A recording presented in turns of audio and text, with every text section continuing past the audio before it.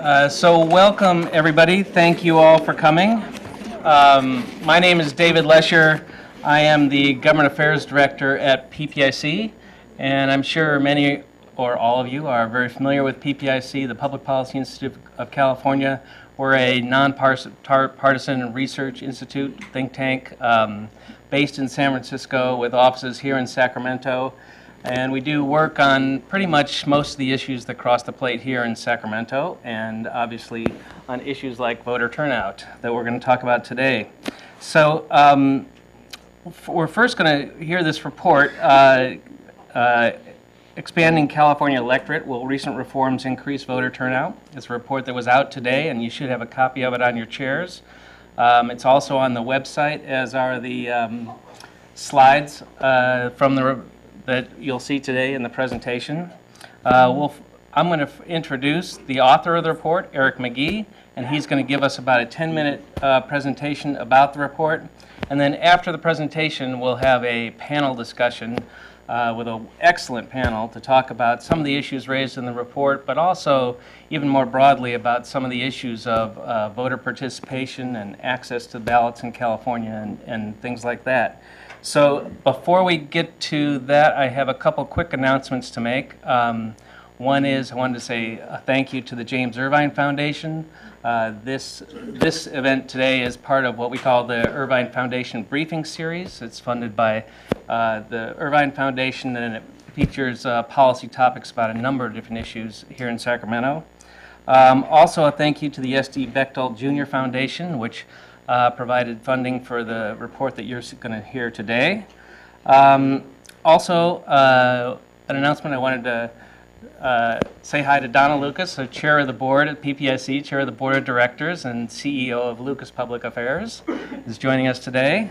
And I wanted to say a very special thank you to Amy Eubank and in the back, who's been my assistant for a couple of years, and she's leaving PPIC next year.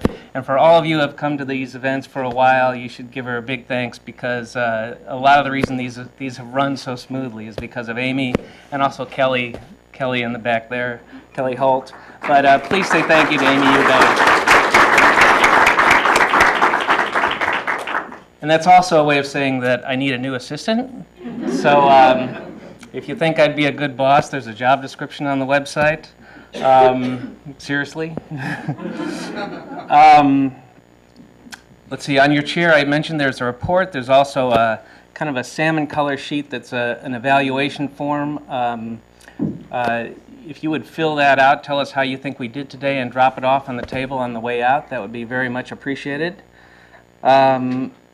This is being live webcast. Not only are you here in this room, but there's an audience out in the webland watching us, and I know my mother is out there, and PPIC headquarters is watching, so you might silence your cell phones if you want to avoid an embarrassing online moment. And with that, I'm going to introduce our speaker. Eric McGhee is a research fellow at PPIC.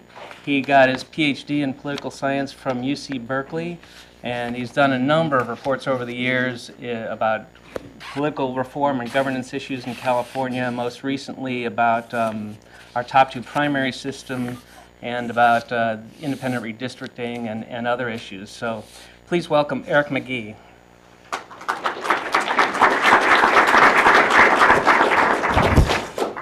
I'm supposed to put this up here so you don't get confused.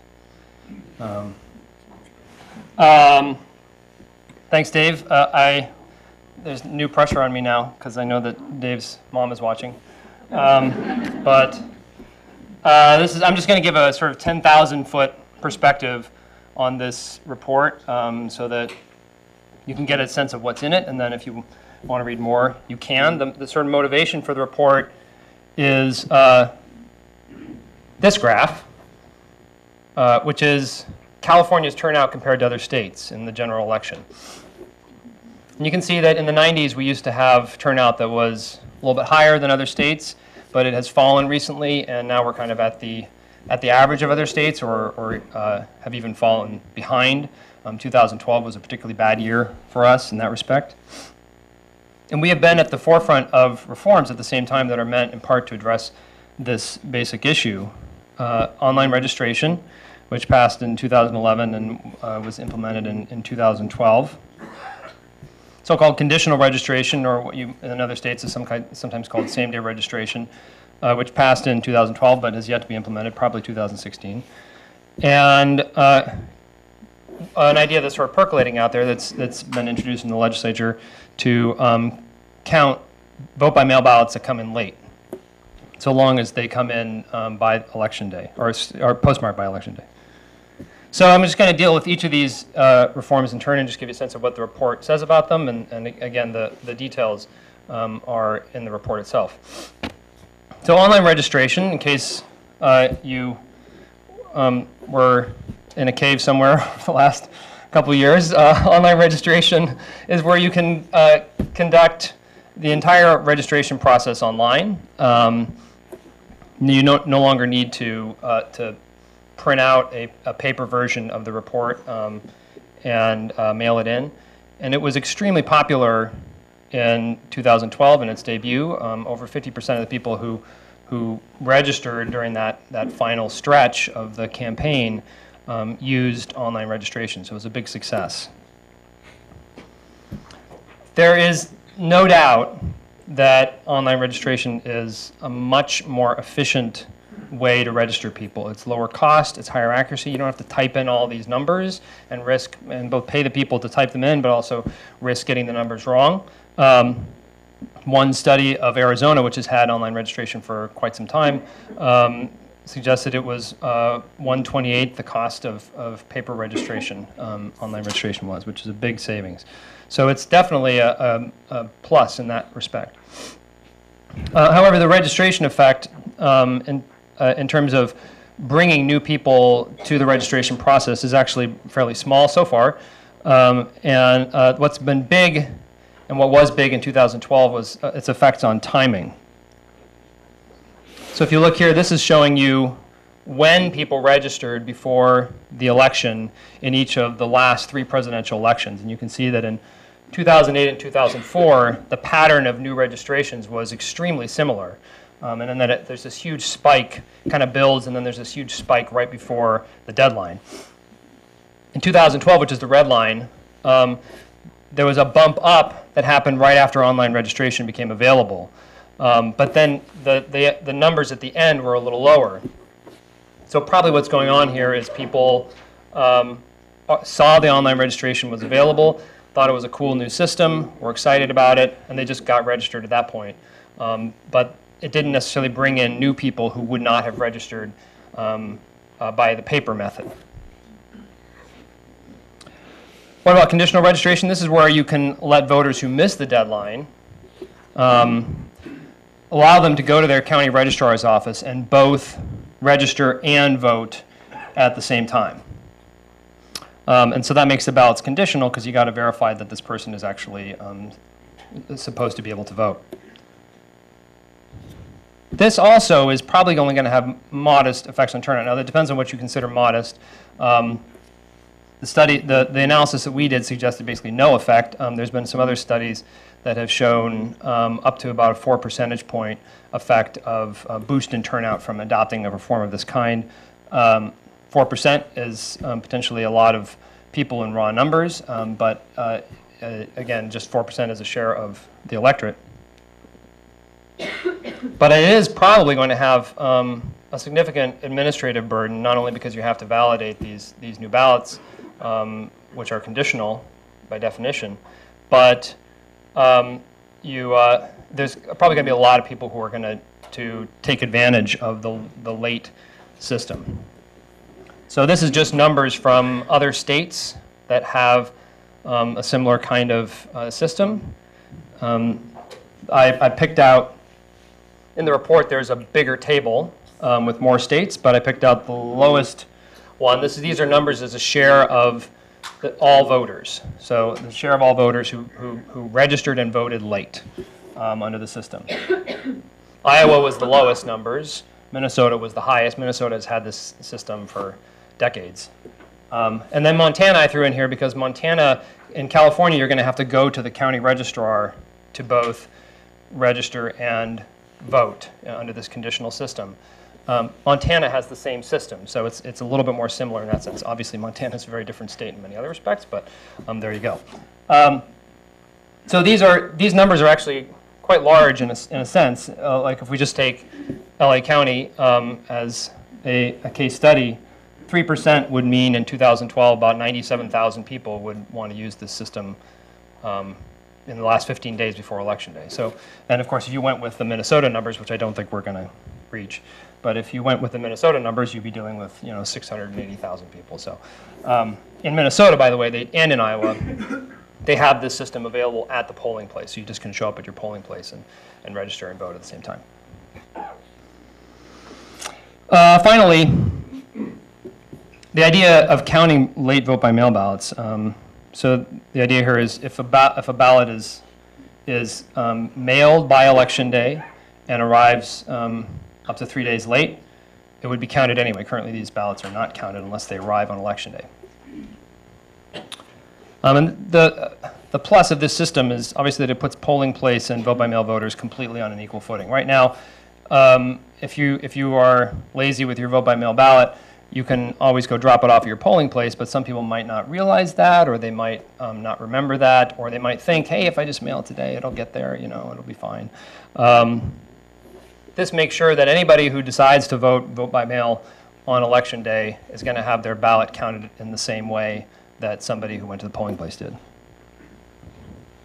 Now, the impact on turnout is going to be extremely small because the number of late ballots is also small. It's less than 1% of the total vote by mail ballots, to say nothing of ballots in general.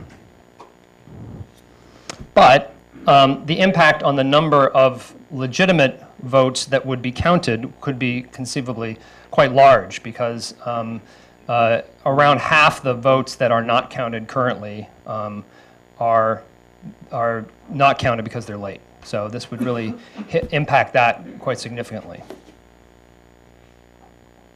So the summary of all these, in each of these cases, you can see we kind of looked at these reforms from the perspective of turnout effects, but also the perspective of administrative effects. The turnout effects for online registration, for instance, are either non-existent or small so far. We do in the report talk about how this is just a sort of maiden voyage for this system, and it might prove more successful at increasing turnout in the future. But the administrative effects of the reform are large and quite positive, so there's really no reason not to continue with this system. And in fact, I would think we would want to encourage everybody to register online if we could. I mean, always have the paper option available, but otherwise encourage people to use the online system. Conditional registration, the turnout effects are small to modest. This would probably be the reform of the three that would have the biggest positive effect on turnout. But the administrative effects are large and potentially negative. It could create quite a burden on county registrars. And finally, counting late vote by mail ballots, really it's not going to have much turnout effect because there are just not very many of these ballots. But it's a large share of the uncounted ballots. And because the administrative effects are also small, there doesn't seem any reason not to move ahead with this. And obviously, in a close election, every vote counts. So kind of riffing off the findings we had for conditional registration, we suggest in the report maybe we should look at the idea of automatic registration. The idea here is anytime a citizen engages with government and provides the information necessary to be validated as a voter, like DMV, signing up for Covered California, what have you, then they would just be automatically registered. They wouldn't have to do anything more. They would actually have to decide to opt out rather than proactively opting in. And this might help smooth out the sort of boom and bust that we would otherwise see from a conditional registration system. More broadly, though, I think we need to shift our thinking a little from the idea of facilitating registration and voting, that is just making it as easy as possible, to the idea of mobilizing people to vote. I mean, California's laws, they can be relaxed further, but not a lot further. We have some of the most relaxed in the country. And so really the next frontier of work, I think, is going to be about, if we really want to move the needle in terms of turnout, it's about reaching out to hard-to-reach communities, people who might not participate otherwise, people who it's not going to be guaranteed you can get to participate, but to reach out to them nonetheless and try and get them to vote. And with that, I think we have time for a couple questions, and then of course if you had questions after the panel discussion, you can always throw them my way at that point too. But if anybody had a couple questions now, I can take a couple questions. Is there a problem with conditional registration, that additional 4 days? I mean, is there a problem with the additional 4 days of counting the absentee ballots with delaying the statement of vote? No, that's not my understanding, just because there's not very many of them, and you already have to validate the vote by mail ballots that have come in. So it's not likely to have a very big impact on that whole process, no. Except in close elections. Well, even in close elections, you still have a lot of vote by mail ballots to count. And these are just sort of 3 extra days of ballots that would be coming in. During that period, you're probably going to be, many counties are still going to be validating their vote by mail votes anyway. And so it's really not going to add too much to that process. Yeah. Yeah, you noted that the total registration doesn't seem to have been expanded because of online registration. Is the turnout, how do turnout rates of online registries differ from people who have registered by paper? So people who registered online turned out at higher rates than people who registered the traditional way. However, if you look at, in the report we have a number of, we didn't actually include this particular graph in the report, but the way we look at it in the report is we say, what were the characteristics of the people who registered to vote just before online registration became available, and then look at the complexion of the registrants who registered just after it became available, and see if there's some kind of shift there, right? And there really is no such shift for turnout. So it appears that, for the most part, what was happening is the people who were already sort of inclined to be more regular voters anyway were the ones who used the online system. So there was a sort of a sorting effect. I think that's probably as many questions. One more question?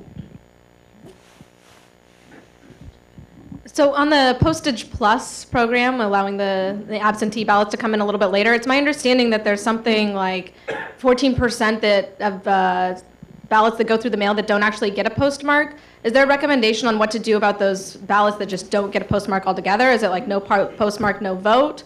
Or what is the thought on that? So currently, as my understanding is, the current form of the bill says that if it doesn't have a postmark, then they just go by when the signature was dated. So they just trust the person who signed the ballot, which, obviously there's some potential for fraud there, but because the ballot still has to come in through the mail, it would seem like you'd have to impersonate a postal officer and pretend to be delivering mail filled with faked signatures in order to make it work. But it's also true that for the data we have, the share of late ballots that were not counted, the share of ballots that were not counted that had no postmark was like 4%. So it wasn't a big deal, at least under the current system. So you can figure out different ways of dealing with those particular ballots, but I don't think that's 4% of those ballots that weren't counted, which is also already not a very large number. So. Okay, so without further ado, I'd like to invite Dave up and our panelists for what I hope will be an awesome discussion. Thanks very much, Eric.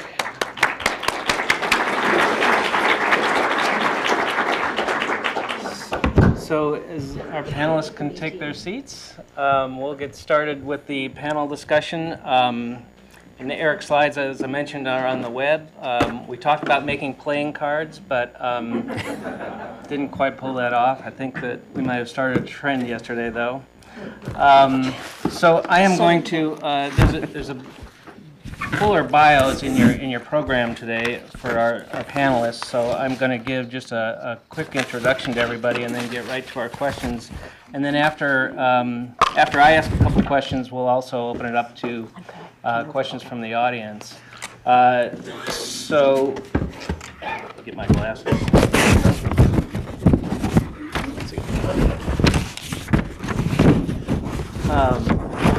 So on the end of the table is the Honorable Debra Bowen. Debra Bowen has been in elected office in California for 22 consecutive years. She was elected Secretary of State of the state of California in 2006, where she currently serves, was reelected in 2010, served 3 terms in the State Assembly and 2 terms in the State Senate. Dean Logan has also been in elections administration work for more than 20 years. Since 2008, he's been the registrar-recorder in Los Angeles County and previously worked in Washington State in several election administration positions. And Kathay Feng has been an activist and civil rights attorney in California for more than 15 years, and she joined California Common Cause in 2005, and she's now the executive director there. So I wanted to begin with where Eric left off, just to kind of to get your experiences or expectations about some of the tools that he described. Same-day registration, online registration, and modifications to vote by mail. What's your expectation and experience with how much difference you think that will make? And Kathay, why don't we start with you? Sure.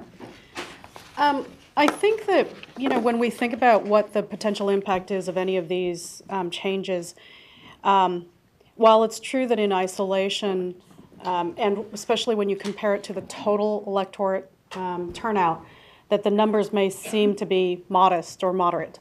But I think that when you look at how these changes will interact with each other in combination, which is, in fact, how ultimately same-day registration and online voter registration will play out. But also, when you look at it in comparison to the total number of people who are eligible to vote but not registered, these are big numbers, right? So if you just look at online voter registration, take a step back. Normally, the estimates, and I think PPIC would agree on this, the estimates of the number of people who are eligible to vote but who are not registered to vote, somewhere around 6 to 7 million. Sound right? So if in 1 month, which is the time period in 2012 just before the time when online voter registration came online and the deadline for registering to vote, in approximately 1 month, 800,000 people registered for the first time. That's a pretty big dent. That's, I don't know what the math is, 1 in 7 or something like that. That's not a bad number. Even if you say that only a certain percentage of them registered on their own and they wouldn't have registered but for online, right? So somehow trying to disaggregate who would have registered by paper, it still is a significant number. And for a lot of people who work in the elections world, that's a huge difference maker. Now, when you look at same-day registration, some of the challenges and burdens on my good friends, the registrars, election registrars, will be ameliorated by the fact that we have online voter registration. And it was not coincidence that we pushed for these 2 reforms together. But even the numbers, just looking at a single county in Los Angeles, you're talking about somewhere between 97,000 and 680,000, I think were the numbers on the slide. Again, not small. When you think that could, when you extrapolate that across all of the counties, we could be talking about another 1 in 6 who are eligible to vote now registering and actively participating.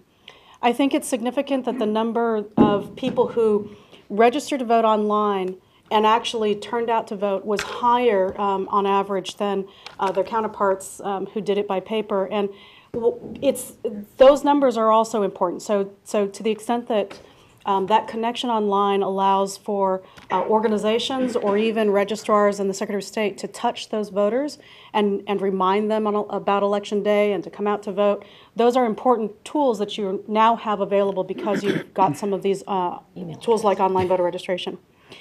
So I actually think that when you put all of these together, what looks like modest or moderate changes incrementally actually could knock out half of the people who are currently eligible but not registered.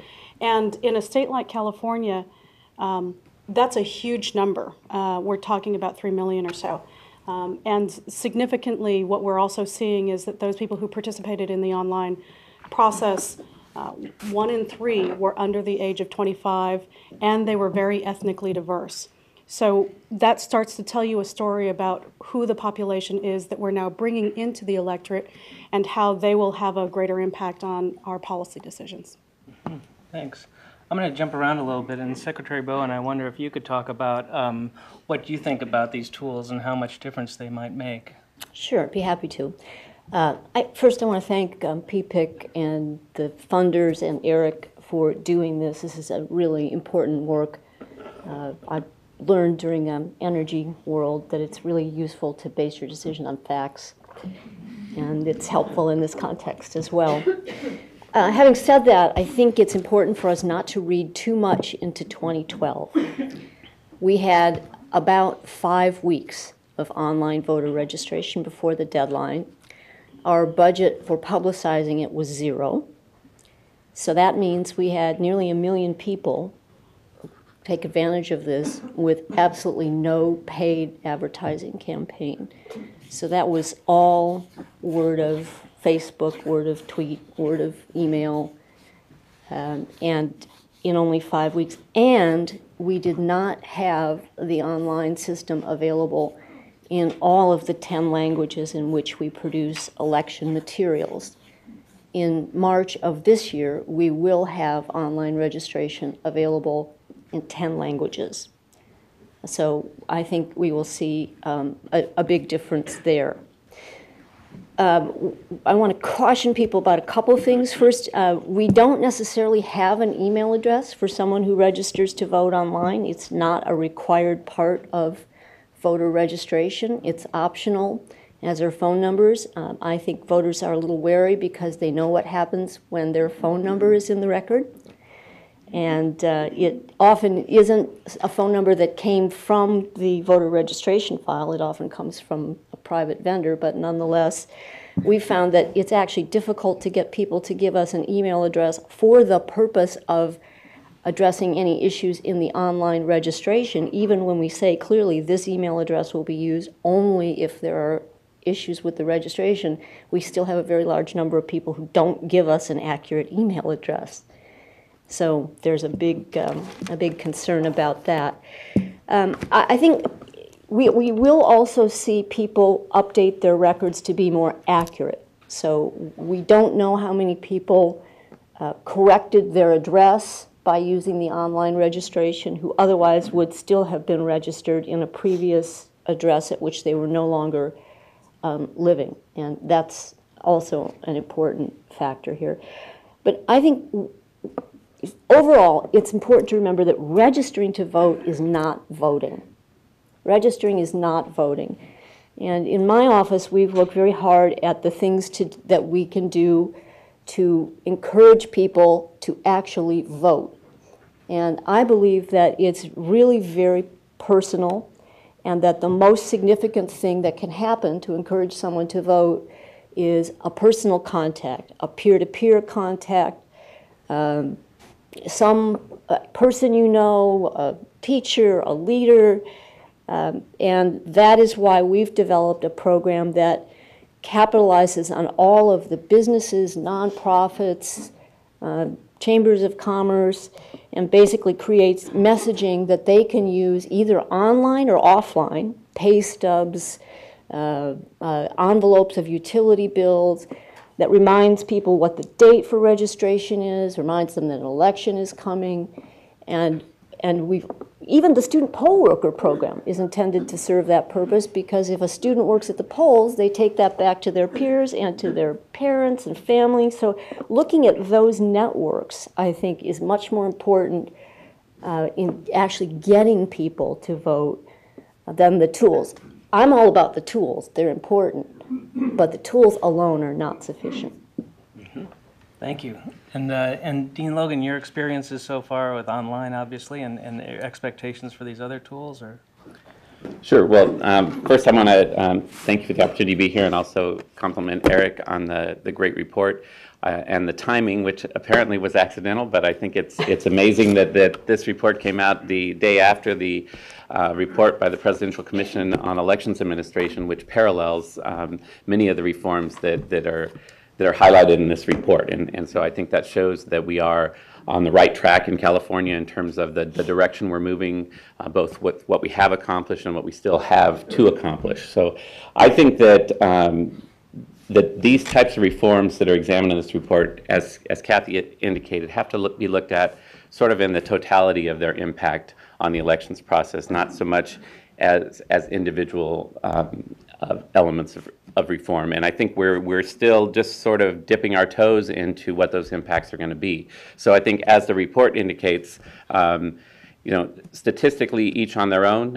is having some impact, and some of those impacts are difficult to measure, but they're positive, and when compared to the administrative costs and administrative burdens, the formula shows that they're worth doing. So online voter registration, I think you're going to have no disagreement of all of us up here, was a tremendous success in California, and there's still so much more that we can do with online registration. So some of the demographics that you see in the report about the impacts, we haven't seen the full impact yet, because the online voter registration system hasn't been enabled for mobile devices yet, which has there's a whole different demographic of potential voters who access the internet in that manner rather than through a traditional desktop computer or that type of manner. The opportunities to integrate online voter registration into other online data collection methods is endless, and what we've learned in LA County and the work that we've done, and I think our philosophy moving forward, is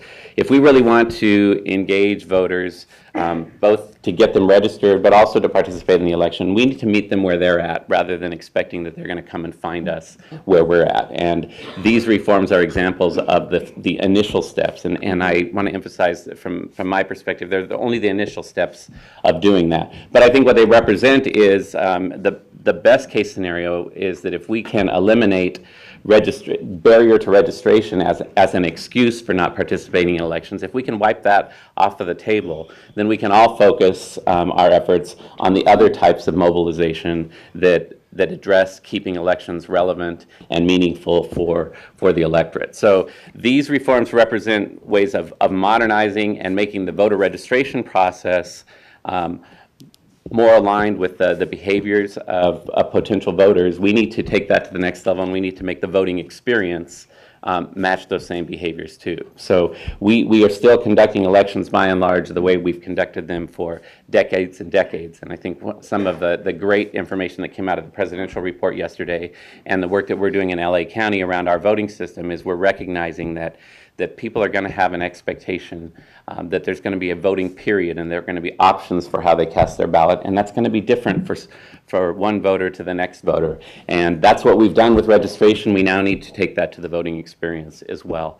I will say just a quick comment on the conditional voter registration. I think the real wise thing that happened in California with that law is that law was passed, but it doesn't take effect until the implementation of the statewide voter registration database. So we still have time to research and determine how to do same-day registration and do it right. So some of the limitations that were talked about in the report and that have been brought up, I'm optimistic that there's still time to possibly revise how we're going to implement that based on new information. So again, the fact that the bill was written to have it occur only at the registrar's office, that's an administrative, that's a remedy for administrative issues. If we can address those administrative issues through technology, data matching, and security mechanisms, then we ought to be able to expand that and make that opportunity more broadly available in our counties rather than at one location.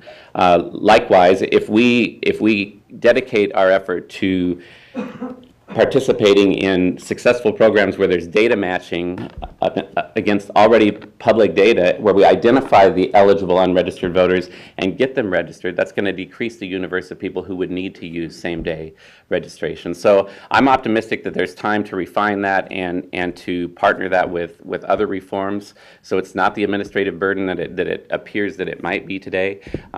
I can tell you there's a group of registrars and staff from the Secretary of State's office that are meeting a couple blocks away today on this very issue, trying to put together the pieces of how we're going to implement conditional voter registration in California. And, you know, I guess at the end of the day, I would, if I'm going to have a line in my office, I'm not going to be disappointed if there's a line of 10,000 people who are actually that interested in getting registered and casting a vote in LA County. We're going to find a way to deal with it. And manage to do it 15 days before. Exactly. And, you know, maybe as we move more and more online, the reason to have the deadline 15 days out gets smaller, because that was really there, particularly for LA County, where you had several hundred people sitting in a room trying to read people's handwriting. Exactly. On forms. So, you know, the more we can get people registered in advance and online, the more accurate the records are going to be, and the easier it is to get the information produced for polling places, which is the other reason you have to have some kind of cutoff. You have to have some kind of list at the polling place about who's eligible to vote, so that you don't have people voting twice.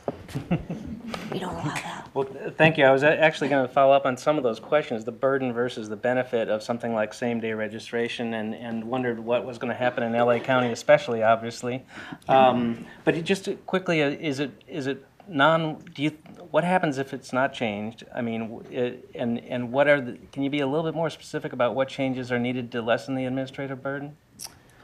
Well, I think there are lots of things that can be done to decrease the administrative burden. But let me start on the kind of again with the glass half full perspective. That I think it's just shifting the workload. Even as the bill is written or the law is written now, it's just shifting the workload. Most of these people are people that would otherwise go to a polling place, attempt to cast a ballot, and have to cast a provisional ballot. And we would spend a lot of resources and a lot of time going through those provisional ballots and making a determination on whether or not they're going to count. What conditional voter registration offers is the opportunity to clear those ballots early on and have them included in the count and to enfranchise those voters. So yes, it would be a burden, and if it's at one location and if we had 697,000 people show up in my office during those 15 days, then it would be a little bit of a circus. We're LA, we're a little bit conditioned to circus environment, and so that might raise the bar a little bit on that. But I think that again, if we do our job right and anticipate what those implications are, I think we can deal with it. And again, I think the key is decreasing the population that needs that final safeguard. And again, there are programs out there right now, successful programs that have been piloted in other states. Colorado and Washington have participated in a program with 4 or 5 other states very successfully, where they have compared their voter registration databases with other publicly available databases and both cleaned up the rolls but identified with really good specificity who the unregistered eligible population is, and they've gone out and they've done the mobilization work that is referenced in the report. And we can do that in California too, and that's going to decrease that universe of people and make it more manageable in the long term. Actually, there's a bill pending, SB 194, I think it is, Hannibal Jackson's bill, that would pre-register, 113, sorry. I know my children, I just don't know all their names. Would pre-register 15 and 16-year-olds when they go to the DMV to get their permit or driver's license. And so that's a really important. Then they're in the database.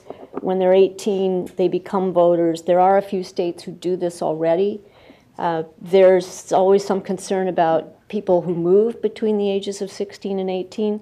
They actually tend to move less, as just a matter of fact, than people between the ages of 18 and 19. And if you think about that, it will make sense why. But that is probably the first easiest step to outreach to more voters, and there are lots of other opportunities to do that. But you know, we already work with the Department of Motor Vehicles. That's where the signatures come from that make online voter registration possible. So if we can scoop up all of those people, we estimate that there are probably somewhere between 8 and 10% of Californians who are eligible to vote who do not have a driver's license or a photo ID, a state photo ID, which is important in the photo ID debate, but also important when you're talking about how you reach people who, and who is involved with what agency. There's not many people who are involved with some government agency and or don't pay a utility bill. Well, thank you. I want to open up the discussion a bit and just kind of toss out a broad question about just what, overall, how are we doing in what we're trying to do, and what are the greatest challenges you think that we need to get to where we should be? So big, high altitude kind of question, but Kathay, why don't we start with you again? Sure. I think the question about whether or not we have the maximum number of people participating in our democracy is, and I think that PPIC's 2006 report about the exclusive electorate and how different those people who do participate are from the percentage of people who don't, in terms of demographics, policy choices, and all sorts of other measures, tells you that what we really need to focus on is trying to increase and broaden the electorate. And there's really two ways to think about that. One is, for those people who've already decided that they want to vote, we need to remove those barriers, right? So that means, how can we make registration easier? How can we possibly make it automatic, as the report suggests? How can we make sure that once they show up to the polls, or they mail in their ballot, or they walk, their ballot in, their vote by mail ballot in, that it's cast and counted, and things that might be procedural barriers that don't need to be barriers, because we're now in the 21st century, are things that we can address. There is another part of that population, which is for those people who are eligible to vote, they're not registered, and they're not motivated. And we have to ask ourselves seriously, and this may not be the arena of the Secretary of State or our registrars to ask, what is it that's turning them off about politics, American politics, state politics, local politics? And what is it that turns them on? What gets them engaged? Does having healthy candidate competition help? Does removing mudslinging help?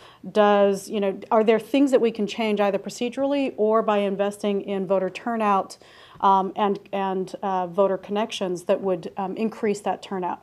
So we've talked a little bit about that. I think the tools that exist in our election administrator's box is largely about how can we remove barriers. So once you've made that decision that you want to go and vote, we're going to make it possible for you to. And I would say that for a lot of us in the nonprofit community or the activist community or the political community, that other half of the equation, how do you get people interested and excited in voting, that's our responsibility. And I would say that a lot of us think of these things hand in hand, but really it may not be the appropriate role for our Secretary of State or our registrars to try to be getting out there to tell you why. Yeah, I mean, you can talk about why voting is important, but you're not necessarily trying to promote the competition per se or one candidate or another. So once you disaggregate that, I actually think a lot of the things that we have started to talk about, whether it's online voter registration, same day, and I think it is important. One of the takeaways about this report is, for me, not so much that the changes that we have already voted in or are about to vote in are only incremental. It's that these are part of a spectrum of things that we can do to remove barriers. And I think we should be having a healthy conversation about what else can we do. Is there automatic or automated registration? Why do we make people go through the process of filling out a form? When young men turn the age of 18, the government has a way of tracking you down, and you are not allowed to opt out. And so why don't we have more proactive ways of bringing people in? I think about citizens who have just gone through the swearing-in ceremony. Hundreds of people, thousands of people in Los Angeles, right? Why is it that we don't have our state registrar, our state secretary of state, communicating directly with the federal government to bring those people automatically into our registration rolls. And for those people who are under 18, then we put them in a waiting spot so that once they turn 18, you know, their Actually, the federal government won't allow that. I know, but I mean, I think it's crazy. But I asked the why not, yeah. right? I asked the why not. I asked why it is that, you know, for young people, again, you know, why do we wait until 16? You know, we've got them in our school system. Why aren't we pre-registering them at a very young age? And then, you know, when that moment comes, you know, again, a switch is flipped for them to become part of the electorate. So there are all sorts of why not questions that I think we can ask that would really broaden the electorate very quickly. And then the next question that we as a society bear is, okay, now that we've registered them, how do we get them excited about actually voting and making that vote meaningful? So Kathy, can I just clarify one thing, because you got into what one of my next questions was going to be. I mean, obviously in a perfect world, everybody would vote every election. And, you know, my question is kind of, is that the goal of government, or is government to provide as much access as we can, an opportunity to vote, and then, you know, it's up to really non-governmental organizations to do what, you know, that inspiration. I mean, how do you see that distinction? You kind of got into it a little bit, and I'd like to... Yeah. I think that government can be very creative in bringing the message, as Dean says, to where people are, to engaging them.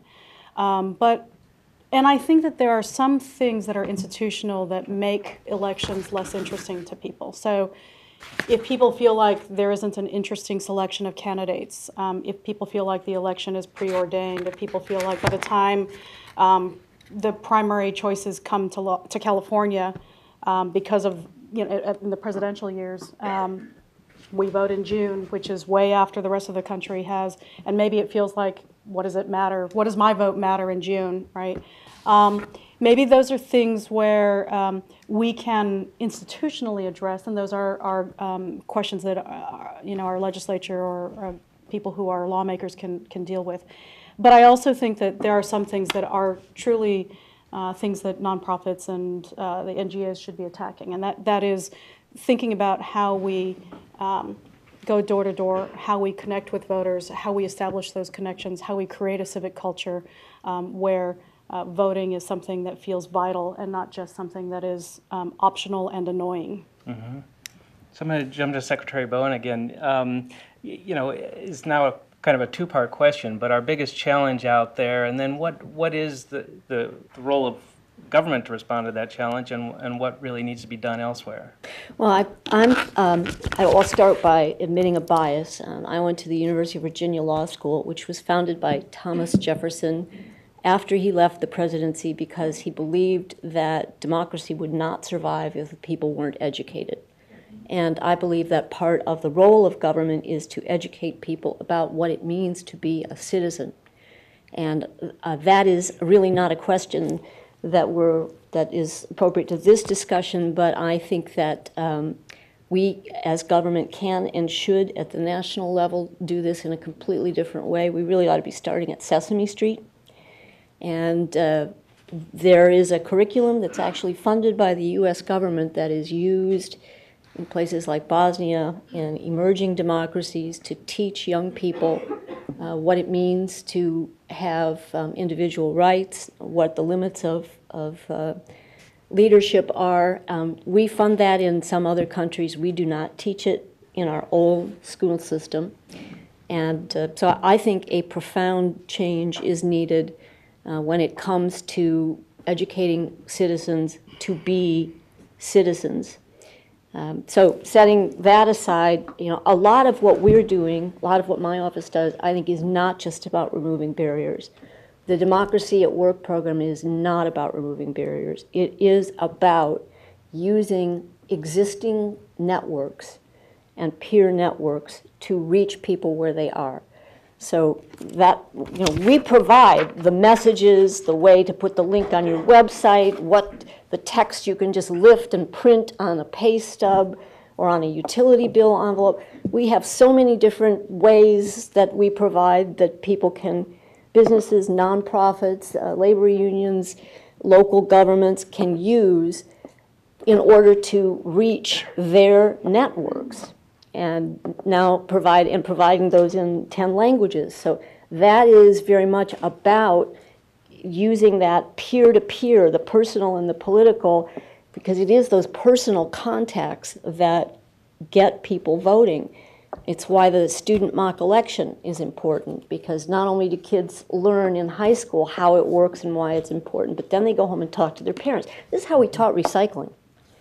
You know, we had a bunch of kids who taught their parents to who shamed their parents into recycling. And I'm hoping that, you know, we have kids who are going to shame their parents into registering to vote and voting as we continue this. But getting, and again, registering is not the same as voting. So we make it pretty darn easy to register, and I think we can identify people and do outreach, but without getting to that, you know, what is it that motivates somebody? And it's going to be different for each person. And if I can tap into the Cambodian New Citizens Network and have a few people there who can talk to the people in their community, that's going to be so much more effective than anything that I can do. So we're looking at building a network of networks. You know, architects say that good design comes from constraints. And our constraint was we didn't have any money. So this program began because we didn't have any funding, but I think it's evolved in a way that lets us leverage the relationships that already exist in California communities of varying stripes and that don't demand that somebody be in a geographical community. One of the great things about online registration is you can reach to somebody in another county to encourage them to vote and explain why it's important. By sending an email. You no longer have to send the paper. Not everybody's online. I had a fight with the post office last year when they wanted to take all the voter registration forms off the counters in post offices. So we have to be mindful in all of this that we still have people coming into the system in lots and lots of different ways. So we need to communicate in as many ways, in as many languages, and using as many people who are committed to democracy, bringing them in to be ambassadors of citizenship to their own communities, while at the same time we take responsibility. And those of us who are in this room, you know, we vote, right? We vote. So, but who do you know who you can make an ambassador to a community where there may be people who don't vote? Great, thank you. And Dean Logan, how about yourself, about the challenges ahead and what part of that is government's responsibility? Well, I think the numbers speak loudly that there's plenty of work for all of us to do in this area, and I absolutely agree that it is a government responsibility. I mean, it's part of government accountability. We spend a great deal of public resources on election administration, and that price is going up. I mean, that would be an interesting chart to look at. The cost of conducting elections is huge, and on the positive side, we do a good job of working around these barriers in the administration of elections, and that's a good thing in California. But I think the reality is we have to look at what is the return that we're getting on that public investment, and are we doing that effectively and efficiently, and are we doing that in a way that's going to sustain the relevancy of elections to the next generation? And I think the good news where we sit today, and I think that this report and the report that came out from the Presidential Commission yesterday are really symbolic of a call to action. I think that we have sort of debated and gone around the surface, kind of toying with where should we dip our toes into modernizing voter registration. Should we move to online registration? Should we move to automatic registration? We've done the same things in the voter experience at a much slower pace. Should we start looking at vote centers? Should we expand early voting? Should we have a postmark issue for vote-by-mail ballots? I think what the best news of the report that came out yesterday is that was a bipartisan report backed up by research, backed up with good statistics that has validated all those things. So I think the opportunity that's before us now is to stop dipping our toes into those things and actually embrace them and recognize that in order to keep elections relevant and in order to bring people to the ballot box and to make participation meaningful for them, we have to meet them where they're at. We have to recognize that voter behavior is changing, our demographic shifts are changing in the state, and we also have to recognize the intangible impacts, that we only have one time to make a first impression on a first-time voter.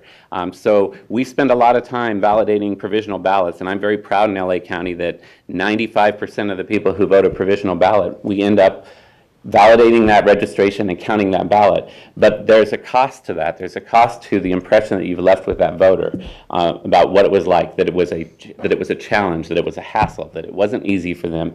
And we live in a very information-centric and social environment now where that experience is posted within seconds through a tweet or on Facebook.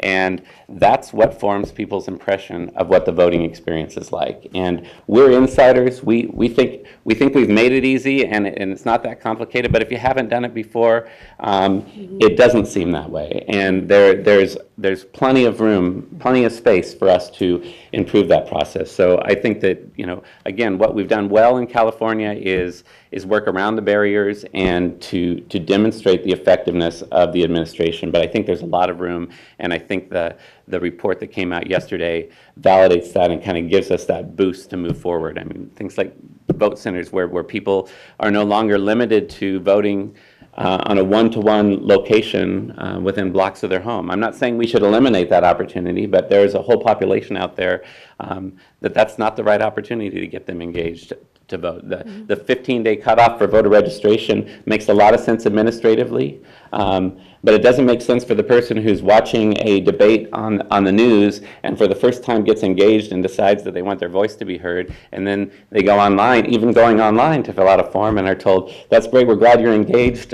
you can vote in 4 years in the next contest. So those are issues that are solvable, and we now have the models to do that, and I think California is in a position to lead in that regard. Good, thank you. And I know we want to get to some audience questions, and I have some more, but I want to make sure that we give the audience an opportunity to ask questions.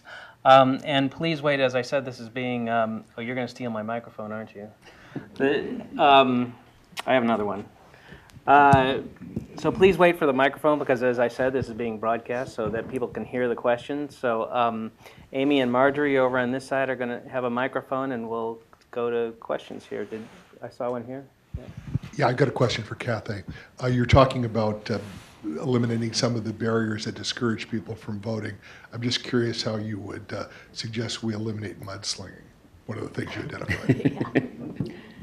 So one of the questions is whether mudslinging helps or hurts with voter turnout, and I will rely on Eric McGhee and the smart people at PPIC to measure that.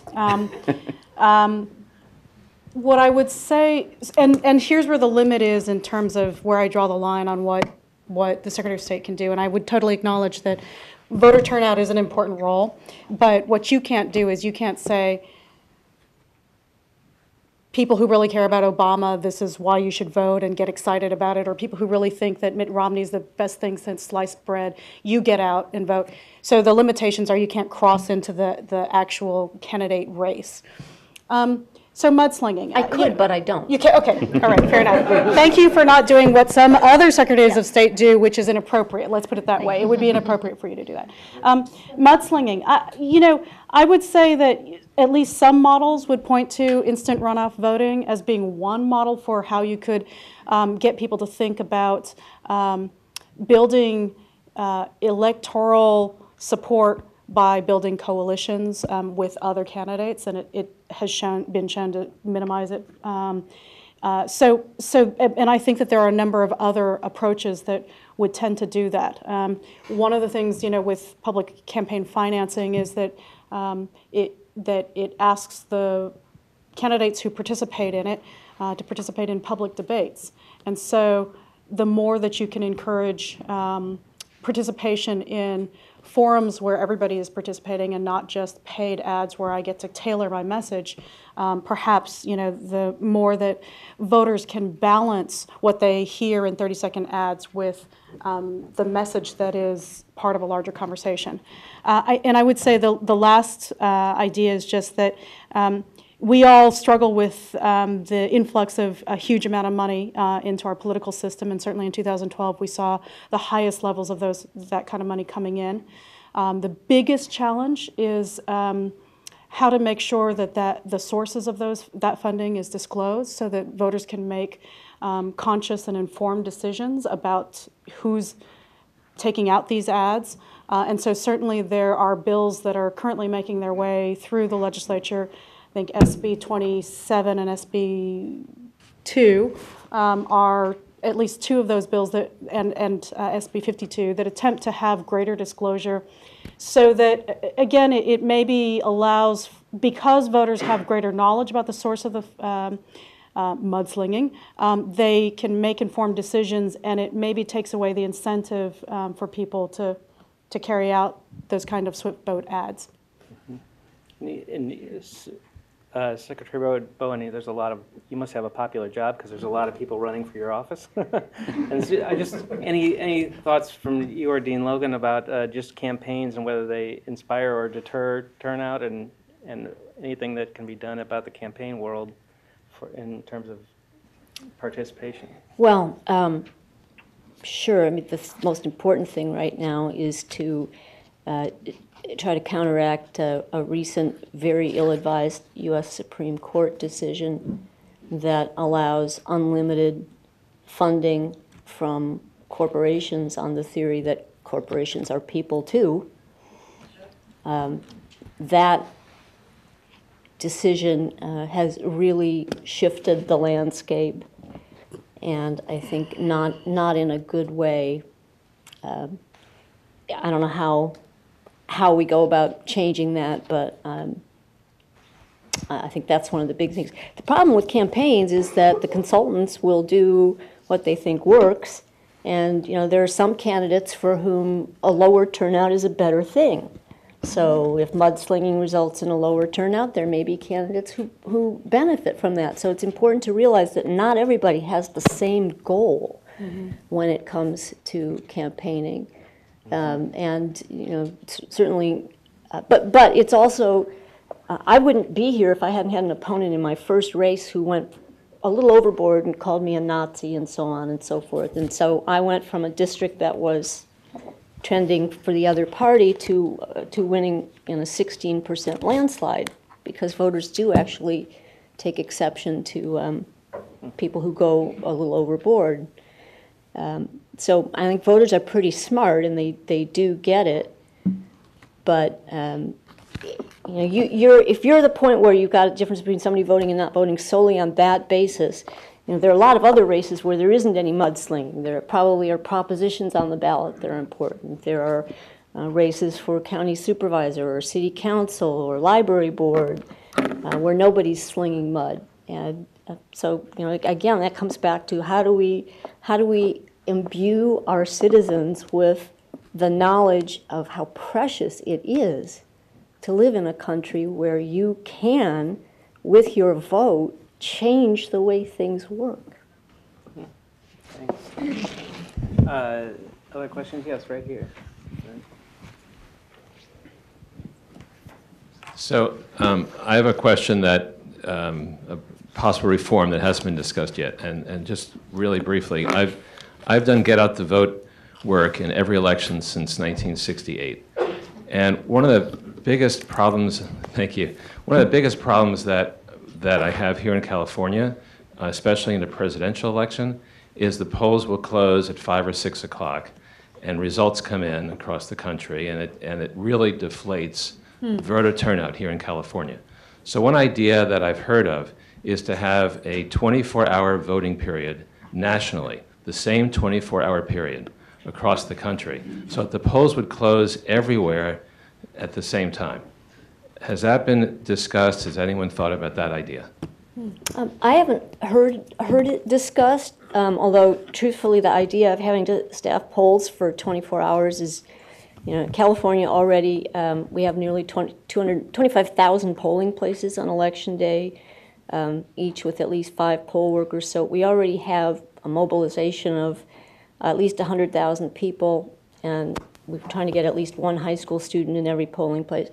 But there is something that I think would change that, and that is the national popular vote proposal, which is a way around the Electoral College. It's a proposed compact among the states that signing states would agree that whoever got the highest national popular vote, the states that are signers would all cast their electoral votes for that candidate. So that would completely solve the problem of the swing state focus that happens when candidates only campaign in the so-called swing states, and the different poll closing times, because every single vote would make a difference. It's a simpler thing to do, technically, to change the Electoral College. Politically, it's impossible. So the national popular vote is, and there are a large number of states who are signers. I think we're not too far off from actually having. Pardon? I thought you were going to say that we should eliminate time zones, and I was going to support that. But you didn't go there. Following Kathy on Twitter. It's all right. But the problem is real, but to me it goes beyond just the timing. And we don't even, if you look at how many times presidential candidates visit New Hampshire and how many times they visit a similar rural communities in Northern California, you can't even do the math because you can't divide anything by 0.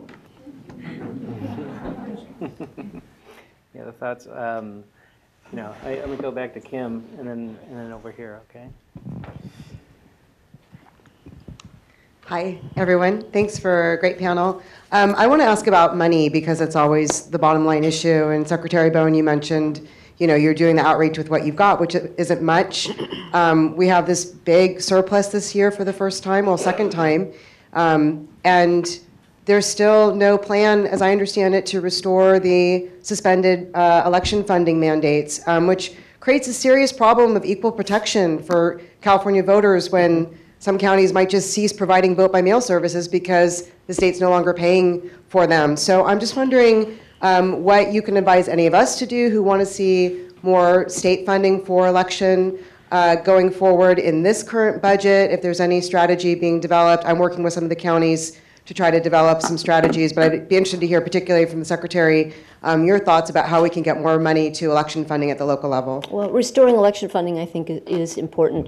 For people who don't know what Kim's talking about, during the difficult budget years, some of the mandates were suspended, the local mandates, and the local mandates include things like sending out vote-by-mail ballots. That's actually not mandatory anymore at the county level. It could only be made mandatory under California law if the state reimbursed the counties for doing it. So by suspending the mandate, the state no longer had to reimburse the counties for doing it. So far, we haven't had any counties decide not to do that, but there are a number of places where it's made election law just extremely uncertain. I really don't know, what the voter registration deadline, how it really works with mandates suspended. So I think that it's might be best to approach it by looking at the legal issues and the possibility of expensive litigation, which seems sometimes to motivate the state to take care of business that it doesn't take care of in other ways. 'Cause I do think it's just a matter of time before we have litigation. But I also look at it and I wonder why are we funding this in this bizarre way? And we've had realignment in the court system. We've had realignment most recently in corrections. We've had it in social services. Maybe it's time to take a look at realignment in how elections are funded so that it becomes a much more direct rather than a reimbursement system. We have a system of elections, why Tuesday? Even. There's a whole organization called Why Tuesday, and I bet that nobody here knows why we had elections on Tuesdays, and I'll tell you at the very end if you're still here. Farmers and buggies. Oh, see, she's got it.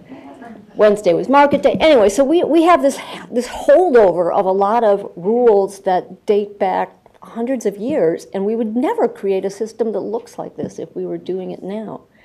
I'd love to see Election Day be a national holiday, but not a Monday or a Friday, for obvious reasons, if you think about it for a second. I just don't want to encourage any more 3-day weekends.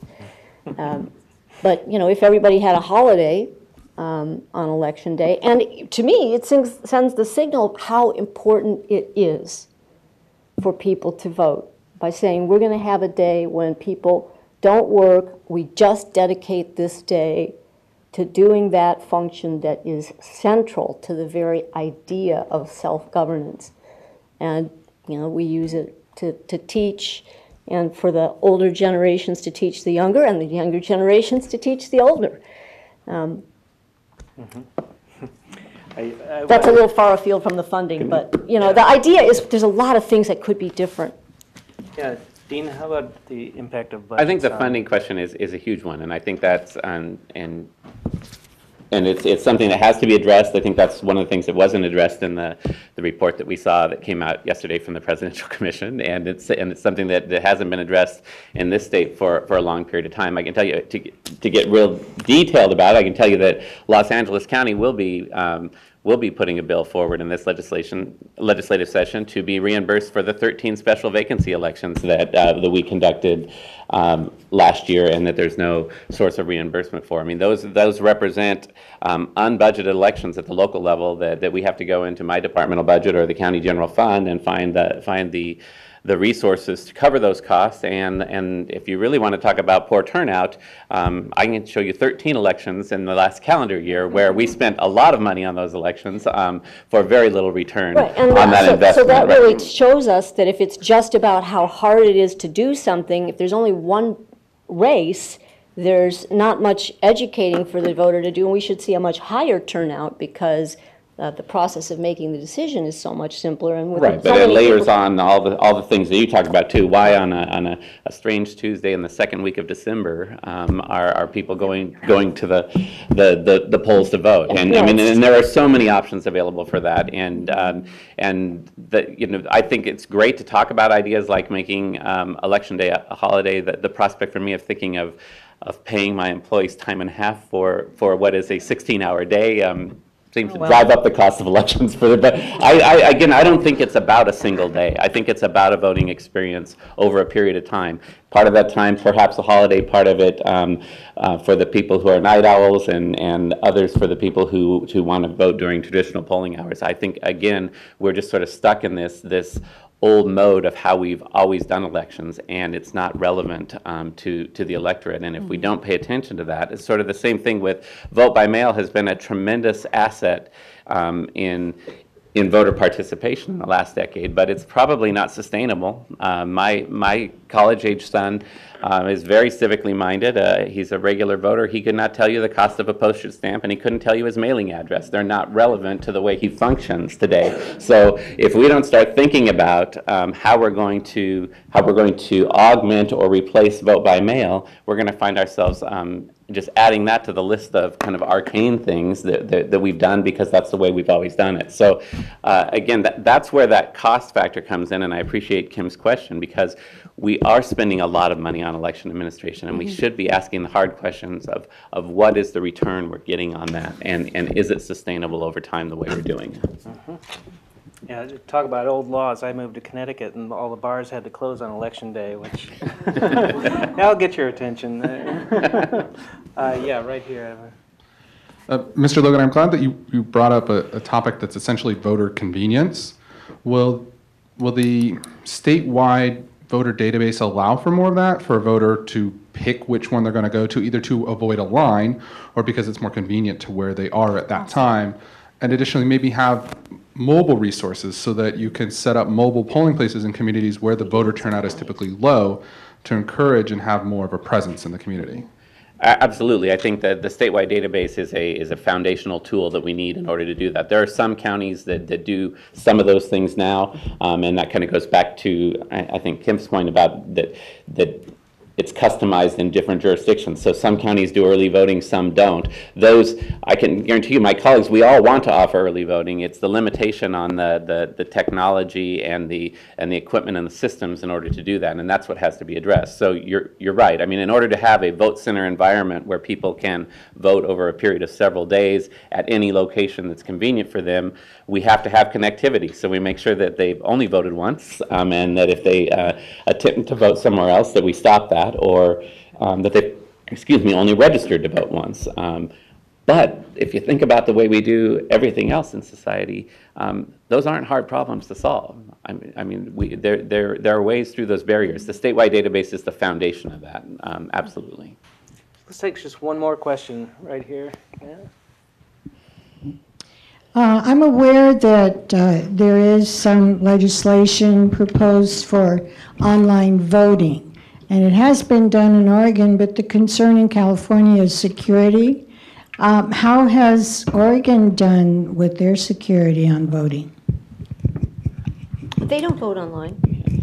I think the political parties conducted their organizational elections. One of the political parties, I think, for delegate selection, they did an online pilot project, but it was not a public election. And so I think the concerns about security of online voting certainly aren't limited to California. I think there's a nationwide concern about that, and most of that links back to the value of a secret ballot, because the security that would allow you to have a successful online elections process necessitate, at least today from what the research has shown, necessitates the ability for me to be able to identify which ballot you cast, and that eliminates the secret ballot.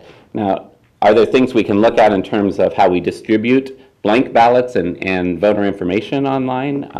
Absolutely, but the actual marking of the ballot and submitting it, the need for recounts, for auditing, I believe that the security is not there for that. I think it's something that we got to keep looking at. I don't think we should put a blind eye to it, but I think we have to move very cautiously in that. Yeah, it's actually it's really tough, because it would be fabulous if we could just let everybody vote on their cell phone. But we have a system in which we have to know absolutely for sure who is getting that ballot.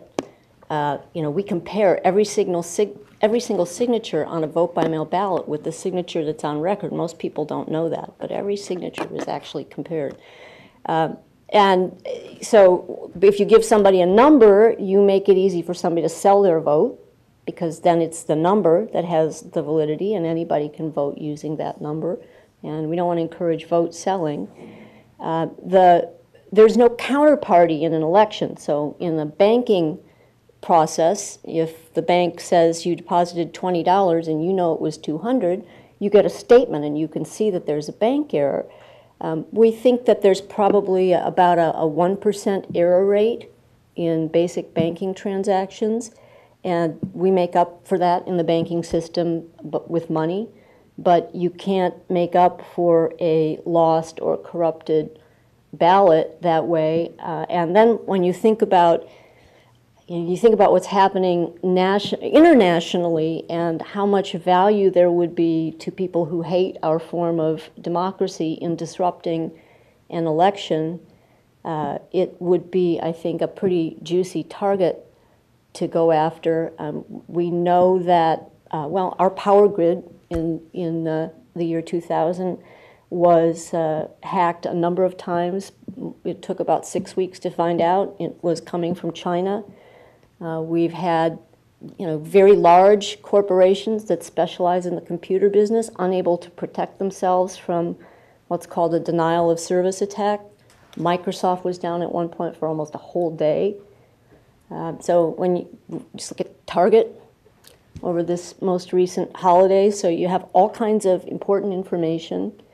You have a system where it's very hard to verify what's going on, and then there's the human factor, and the biggest single way that people get into a system is not by attacking it technologically, but by calling and saying, well, my son's in Iraq, and I'm trying to deal with his bank account for him, and can you, reset the PIN number? He emailed me and this and that, and you'd be surprised how many people will provide access for various kinds of things. Think about what was going on in the UK with telephone messages and news organizations that were getting people's personal telephone messages. So it's a difficult thing to do. I think it's possible to do if we spend an unlimited amount of money.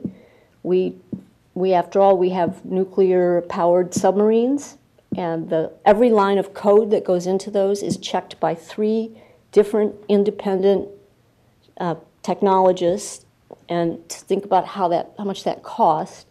And then we have to ask, okay, so we have elections every 2 years, not including the 13 special elections. Every Tuesday. And so and is that how we want to spend our money implementing elections? And it's hard. And then how do you explain it? You want to have transparency in the process. Right now, anybody can come in and watch Dean's shop go through every provisional ballot, do a complete recount, and we absolutely allow anybody to come in and watch paint dry. And once it's going on inside a computer, then who knows what's going on in there? Not many people, and there becomes a real issue of trust. So maybe someday, but we have to work around. For right now, we have to assume that that good old boring paper is going to be with us for a while. Well, I want to say thank you all for coming, and please thank our wonderful panel for a great discussion. So thank you very much.